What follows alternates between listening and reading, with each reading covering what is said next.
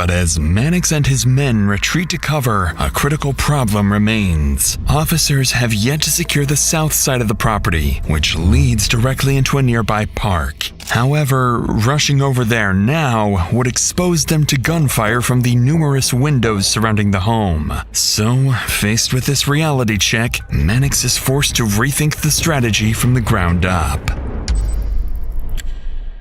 With tension rising by the second, SWAT finally arrives on scene along with a sniper and a drone operator, giving Mannix his best chance yet to contain the shooter. And, as fate would have it, the most dangerous assignment, securing the back of the house, falls to Officer Garnesh. So with a wounded mother and 2 children still trapped inside, this rookie officer is about to face the most dangerous moment of his career. Somebody go to the back. Go to the back. Take 2. Come on, roll. Come on. Go with him, hold on.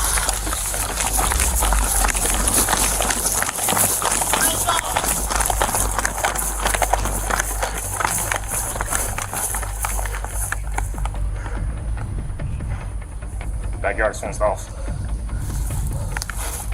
There's a fence back here. Just making sure they got him up there. It's fenced off back here. Who's going to do 600? Is that you? That's me. 51.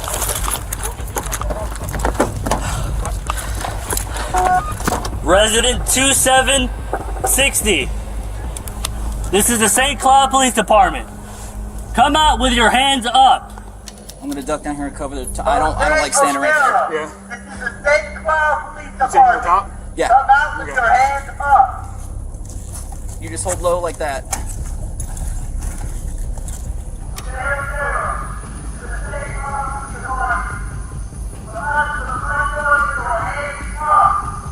As Officer Garnesh continues issuing commands, SWAT has now surrounded the house from all directions, while a sniper maintains visual on the front entrance. And for the first time since the standoff began, police finally have gained the upper hand.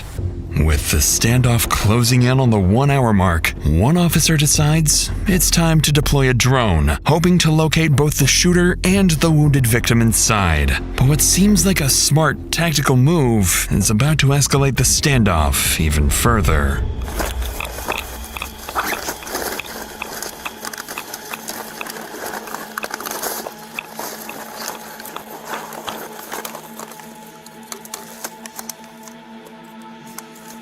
I'm getting ready to put the drone up. Come on.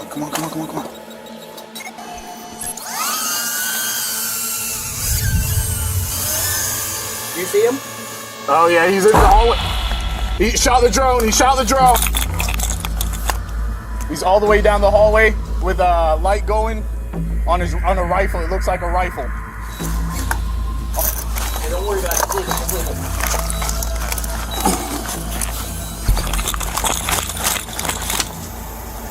But you can see through the front door. You can see him. Yeah. Despite successfully locating the shooter, the drone is shot down, making the suspect even more agitated. But even more concerning, there has still been no update on the 2 children inside or their injured mother until now. Suddenly, officers notice movement, and within seconds, the entire scene descends into chaos. We're sending people from the house just north down the street towards ULT. LT, they're sending people our way. Alexis, don't let anybody leave. All right, get coming. Get it, go. Right here, over here, come on. 264 Nautilus being evacuated. Stay right here, buddy, stay right here. Go. We're gonna make sure we get everybody. Go. Get behind the cars, get behind the engine. Come on. You're not going to. Stay with me. Stay behind this. He's got a rifle, okay? You got a rifle? As far back as you can go. Please, just stay behind vehicles.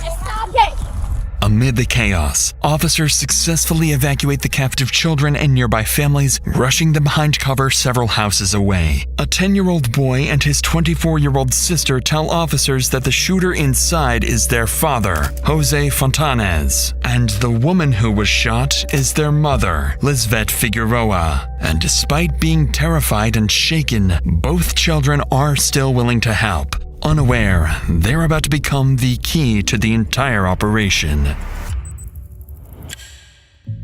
With time quickly running out for the children's mother, Sergeant Mannix shifts his focus towards making direct contact with Jose, hoping negotiators can convince him to surrender before anyone else gets hurt. But interestingly, officers are about to realize the only people capable of reaching the father and finally bringing the standoff to an end are his own children. Are we trying to get that number for him? I keep doing no. They keep asking for it, but I don't know if they ever came through. I'll find out. Thank you. LT, do you want to put a page out to patrol and have everybody? The officer was telling me, the one that is outside my house, I'm the next door neighbor. He was telling me that if we got his phone number. So who knows Jose Ortega? They are his kids. Okay, does anyone have a number for Jose? Yes. Okay, can I get the number? T-shirt should have it. What does your dad do? What is his job? He builds like boats. Okay, how many guns does he have? They have one that said they had a license for. Is it a pistol, a rifle? I'm not sure. It's a Handgun, bigger gun? Yes. Handgun? Okay. Yeah, Harrison, right. Does he have any military experience? no. Thank you. And where are you at? All right, thank you. Give me 1 sec. Stay right here, okay? Dad's in construction. He has one single handgun. No military, no law Find a better enforcement position. experience. Find a better position. Do we know who should be in the house? They said, I think mom, but I'll double check. Find out who. I've got his number. Okay. Who's supposed to be in the house? It was me and him, the dog, and my mom and the father. Okay, so only people in there right now should be your mom and your father. Yes.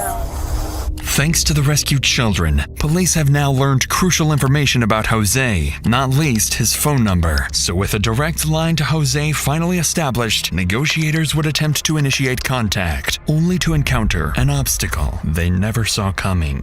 If you want to try and make contact, that's fine. I don't know if he'll answer. I doubt. He said mom or daughter said she wasn't answering to him. We'll try. But hey, Jose. This is Patrick in St. Cloud Police Department. How you doing? I believe we have one to photo out. Jose, can you hear me? Oh, English? Okay. Any English at all? Sure. What do you need? You need Spanish? Okay. Un momento, okay? He was shooting at the house. House and we went to our neighbors. Does your dad speak any English? He doesn't speak any English. No units on task. I need one Spanish Okay, you're good. officer to my position and not one submit for CMT translation. I can get Cologne to you. I'll send him now. When we get the next one, let's have them come up and fill here. I'll cover for now. All right. Just as officers believe they're finally making progress, they discover their suspect doesn't speak any English. It was already a stroke of luck that Jose answered the officer's call in the first place. But now, they're forced to wait even longer for Officer Colon, a Spanish-speaking officer, to arrive on scene. While they wait, investigators can't afford to sit still, so they turn back to the children for answers. Because if they can uncover Jose's motive behind all of this, they may be finally able to understand how exactly to stop him. But before we get to that, I used to just keep all my money in my bank account, not really thinking it was possible to grow it, without having to wrap my head around all the different investment and saving strategies. But then I realized there was a much simpler way. That's where our video's sponsor, Chime, comes in. Chime is the #1 most loved banking app that makes saving simple, especially with their high-yield savings account. Whether you're saving up for a new purchase you've wanted for a long time, or for a weekend trip, Chime makes it simple. See, the national average savings rate is 0.38% APY, which is basically nothing. But with Chime's high-yield savings account, you earn 3.75% APY, about 9 times the national average. To put that into perspective, if you had $10,000 in a regular savings account, you'd earn about $38 in a year. But with Chime's savings account, that same money could earn about $375 in a year. Chime also takes the thinking out of saving. You can automatically send part of every paycheck into savings or or turn on roundups so every purchase automatically adds a little extra to your account. There are no monthly fees or minimum balance requirements, so more of your money stays yours. And unlike some savings accounts, your money isn't locked up. You can access it anytime. Chime Card also gets you 5% cash back on a category of your choice, which helps on the spending side too. And you can switch your category every month if you want. Right now, Chime is offering a $200 bonus when you open up a new Chime checking account through my link, chime.com/Dr. Insanity, or just click the link in the description below or scan the QR code on screen. With that said, let's return to the scene where officers are about to uncover crucial information that will finally shed some light on Jose's motives. So you two were the only ones in the actual house at the time? Yes. Okay, who called 911 originally? We all, and then I was like. So originally, who was the first person to call though? I really don't know. I just heard. Talk to Caitlin, so I kept on doing the call. I Okay, heard. so you two were in the house with mom and dad originally. You guys heard the shots and then you guys left, or I ran upstairs. You were screaming for my name. Huh? He shot him in front of me. what did you see exactly? I saw my mom running, telling him to stop. Him behind her. I don't understand what's going on. I thought it was a fake gun that he was shooting her with. Until I saw her and the blood. She had a trip tomorrow to go to California for work. So I had to do her nails. We were talking and she was telling me about fighting, and while he was fighting, that he was accusing her of cheating, like always. According to Jose's daughter, the attack on their mother was the result of weeks of paranoia over Lizvette's alleged affair with her boss. Paranoia that became so intense, Jose had begun stalking Lizvette and even secretly placing recording devices in the home. And with that, detectives realized that if Jose is capable of snapping and shooting someone over unconfirmed accusations of cheating, reasoning with him will be incredibly difficult, even with a Spanish translator present. Nevertheless, they have to try. Approximately 1 hour and 15 minutes into the standoff, Officer Colin finally arrives on scene. But as he prepares to make contact with Jose, he has no idea the shooter is about to make officers question everything they think they know about the situation and who they're truly up against. Jose, can you hear me? Jose? José, ¿nos oye? José, soy oficial Colón con el Departamento de Policía de San Clau. ¿Tú estás bien? ¿Ah? ¿Tú estás bien? Yo estoy bien, ¿sí? ¿Qué pasó? Ok, pues, ¿qué es lo que está pasando adentro? Take some deep breaths, not some stress. Okay? Yeah, I just really take a breath. ¿Quién más está dentro de la casa contigo? Un nene pequeño aquí. ¿Un nene pequeño? Saying he has a child with him inside. Okay, how old is the ¿Y child? cuántos años tiene el nene? 10. ¿Y cómo se llama el niño de 10 años? Ok. Ok, José, ¿tú puedes caminar hacia afuera de la casa, donde nosotros? ¿Para qué? ¿Para que me cojan? No es para que te cojamos, es para hablar contigo sobre lo que está pasando, porque no sabemos. José, escuchamos algunos disparos. Lo que queremos saber es que esté todo el mundo bien, y para cerciorarnos de eso queremos ver a todo el mundo, ¿entiendes? Esta es la televisión que está prendida. Esa es la televisión que está prendida. ¿Qué es lo que tú quieres ahora mismo? No sé, en verdad, entonces que tengo la mente ida. Sal para afuera para nosotros poder ayudarte, José. ¿Me escuchaste, José? Sí, te escuché. ¿Vas a salir para afuera? No sé, dame un break a ver. Jose makes the bizarre claim that the gunshots officers heard were actually coming from the television inside the house, despite police witnessing him fire multiple rounds. He also insists his 10-year-old son is still inside the home, the same boy officers had just helped escape with his sister moments earlier. It quickly becomes clear that Jose is either desperately trying to manipulate police or is deeply detached from reality. Either way, negotiators don't challenge his lies and instead continue trying to convince him to step outside. But as the call drags on for the next 20 minutes, their worst fears are slowly becoming a reality. Jose has no intention of surrendering.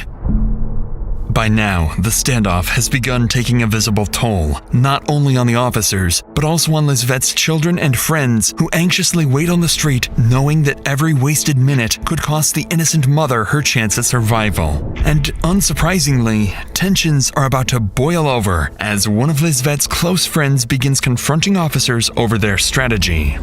I'm not telling you how to do your job, but can y'all go in? So there's a whole set of situations we have to follow, okay? But the longer it takes, the longer it's just gonna bleed. I hear you. We have to be careful. Because then if we start having this, he already said he's not coming out until you guys kill him. Okay. Okay, can we get an ambulance now? Please. I understand. Please. So, mira, escúchame. So, tenemos que cerciorarnos que There's podamos. nobody else in there. I promise you. I just need somebody to get there. She's bleeding. But take a breather. Just take a breather, okay? She's bleeding on the upstairs, and the longer it takes it, the less the chance she has. However, think of it like this, right? Let's say he brought one of his buddies and hid him away in there, and if we, if he did, right? We don't know that for sure. If he could have, and if say he came along, he was coming in. I understand that, but we don't know that. We everything we base off. Start sending officers to save her. Now they die. It's gonna be a whole other battle just to get her out now. As officers desperately try to calm the furious crowd, negotiations with Jose appear to be going nowhere, so Mannix begins coordinating tactical preparations for the worst-case scenario. Believing Jose is becoming increasingly restless inside the house, and with no update on Lisvette's condition, a dangerous confrontation may soon become unavoidable. Their next moves must ensure the victim is saved, no officer is injured, and ideally that the suspect is taken into custody alive. Hey, with the three of us here, let's go over assignments in case he does come out. Okay. Because we are contact here. Yep. All right. I need one. Drop and go hands. I need one lethal. I need one hands and one verbal. I'll do verbal. Waiter's got verbals. I'll take. You got lethal. I'll go hands. So here's how this is going to work. If he does come out and he does start walking this way, Porterfield, you're going to stay deadly. Cologne, you're going to switch to less lethal. Jess, you're going to go hands with him. Got it? Yes. And you're going to go voice. Jose O'Tara, this is the St. Cloud Police Department. Come out to the front door with your hands up. You know what kind of rifle is it?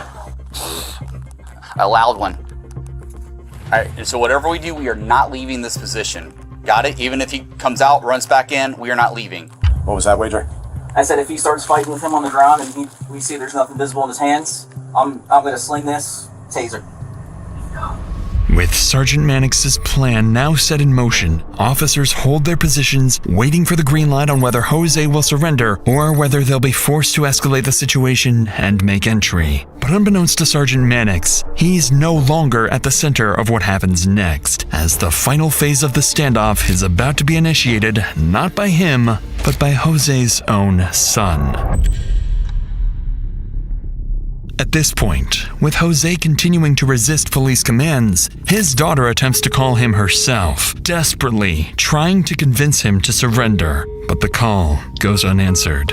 Then Jose's 10-year-old son tries calling him, and this time, the call connects. The father and son speak for several minutes before Jose suddenly hangs up. Although it's unclear exactly what was said, moments later, Jose calls officers back with an update they never saw coming. José, ¿me oye? Oficial Colón otra vez. Ok, ¿estás bien? Sí. ¿Por qué tú...? Yo me voy a entregar. ¿Te vas a entregar? Sí, me voy a entregar. Ok, José, hazme caso. Cuando salga para afuera, sal con las manos arriba, ¿ok?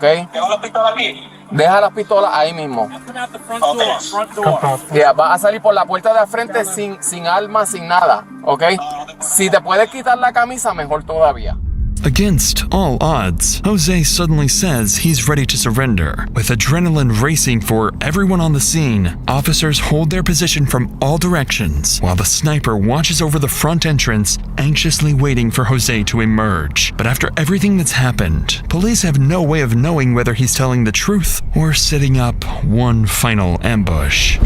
Only wager on verbals. Let them know that. Only wager on verbals. Only wager on verbals. Stay off PA once he makes his exit. Stay on zero. This is the State Police Department. Come out to the front door with your hands up. Face away from me! Stop! Face away. Stop! Hey, you guys shut it off!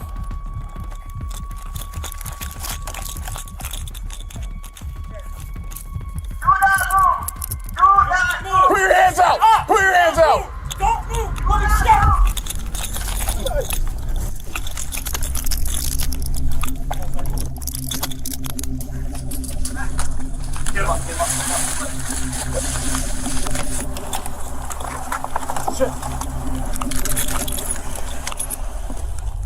After nearly 2 hours of gunfire, failed negotiations, and uncertainty, Jose finally surrenders and is placed in the back of Officer Garnesh's patrol car to be transported to the St. Cloud Police Department. But even with the shooter out of the picture, the scene is far from over. With the children's mother still somewhere inside the house, officers finally prepare to make entry, only to realize they're too late. As officers move through the home, up the stairs, and into the bathroom, they make a devastating discovery. The children's mother, Lisvette, lies deceased beside 5 spent 9mm casings in a pool of her own blood. Standing beside her body, officers are left wondering whether they could have done things differently, and whether entering sooner might have ultimately changed the outcome. As the scene is being secured, Jose has already arrived back at the station and is placed inside an interrogation room. Interestingly, as he waits for a Spanish translator to arrive, he lies across the table as though he is the victim, the one who has been wronged. When the translator finally arrives, Jose largely confirms the story detectives had already heard from his daughter. According to Jose, 2 weeks earlier, he placed a recording device after becoming convinced Lisvette was cheating with her boss. Jose claims he heard another man's voice on the recording, fueling his paranoia and rage up until the day of the shooting. The same day Lisvette was preparing to leave for a work trip. And though Jose admits to shooting his wife, perhaps most revealing of all, he tells detectives he never retrieved the weapon from the bathroom because he didn't want to look at her. Following this harrowing interrogation, Jose is charged with first-degree premeditated murder along with 2 counts of attempted first-degree murder of a law enforcement officer. As of June 2026, he remains in custody, awaiting a trial date. And while this case left Florida shaken with how jealousy and insecurity transformed a father of 2 into a cold-blooded killer, our next case takes us to Maryland, where a soon-to-be father unleashes a level of evil that investigators still struggle to comprehend. Inside this gas station, Tori is in the middle of a heated argument with a clerk after refusing to pay for an iced tea. And this is where all hell breaks loose.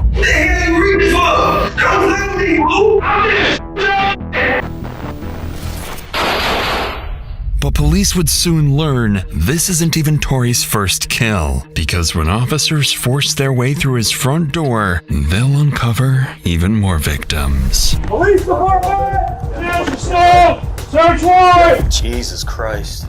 Could this be Mom? You don't want to go back there if you don't have to. It's pretty bad. This one right here.